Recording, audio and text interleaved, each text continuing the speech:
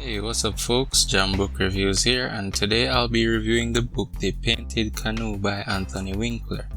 Winkler was a Jamaican novelist who was probably best known for the book The Lunatic, which was later adapted into the popular comedy film of the same name. The Painted Canoe was published in 1983 and was his first novel.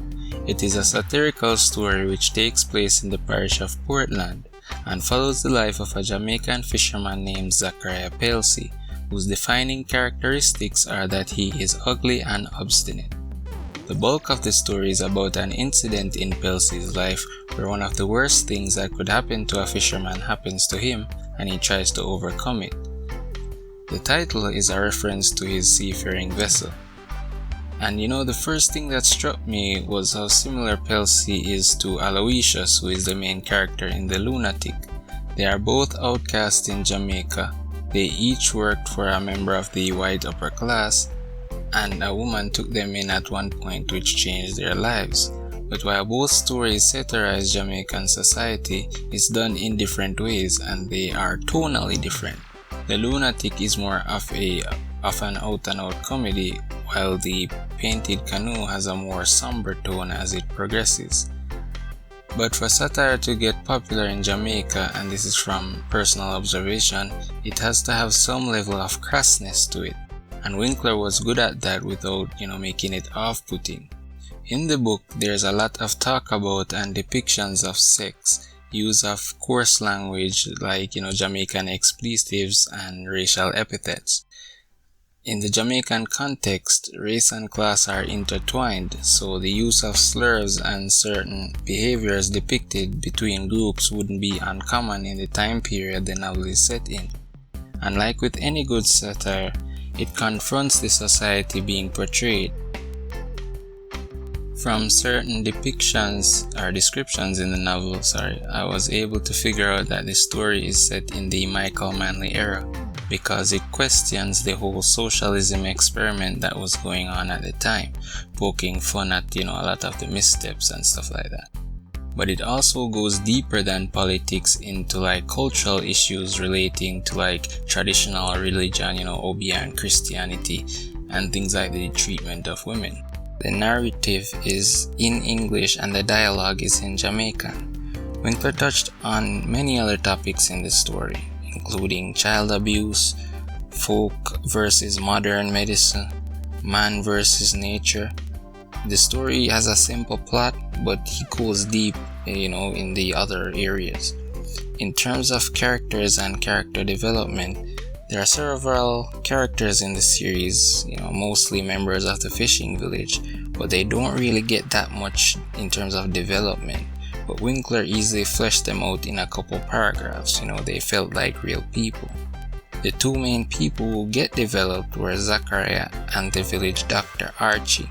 The dichotomy between them shines out of the narrative. Zachariah is the poor black Jamaican fisherman, down on his luck with a rough life, outcast, but because of his stubborn nature, he takes everything that life throws at him in stride and keeps moving forward, working, making friends, starting a family, raising children, all of that. The doctor, on the other hand, is the cynical white foreigner, and from the outside looking in, he seems to have everything, He chose to be in Jamaica working, with the villagers, treating poor people when he didn't have to. He does what he wants, he alienates his family. Everyone thinks he's crazy, but they like him because he is of help to them, as a doctor. He's a good man through his deeds, but he's still not satisfied with his life and has trouble pressing on. So when what happens to Zachariah happens, the doctor wonders why Zachariah doesn't give up, why he has a lust for life, with everything against him. Winkler also includes the religious angle, where Zachariah is a sort of unprofessed agnostic and the doctor is an atheist, and the novel questions the purpose of life from the differing perspectives. A lot of times when people talk about character development, It's when a character goes from one extreme to another, weak to strong, foolish to wise, stuff like that. But in this case, these two characters become more of what they already were, understanding themselves better as the story progresses. Outside these two, the other characters, as I said, feel real, but they don't progress or regress much. And I'd like to talk a bit about the depiction of women in the novel. Most of them have a kind of feisty, cantankerous type of personalities, and they are depicted with some level of agency. But because there are so many depicted like that, it almost feels like stereotyping, with the trope of the unruly, crazy Jamaican woman. That's not the only type of Jamaican woman there is. But, at the same time, Winkler flips the script for satirical purposes. So things like, in one part where Zachariah's wife is the one pressuring him for sex. And another example is where one of the village wives beats her husband instead of, the other way around.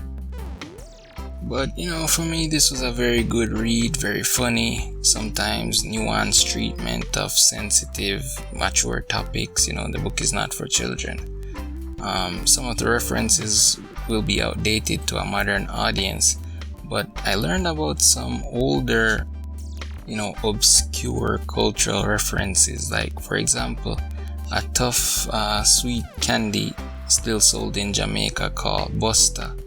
In the novel, I learned that it's short for Bustamante Backbone, which is a reference to the personality of a former prime minister of the island. So, little stuff like that.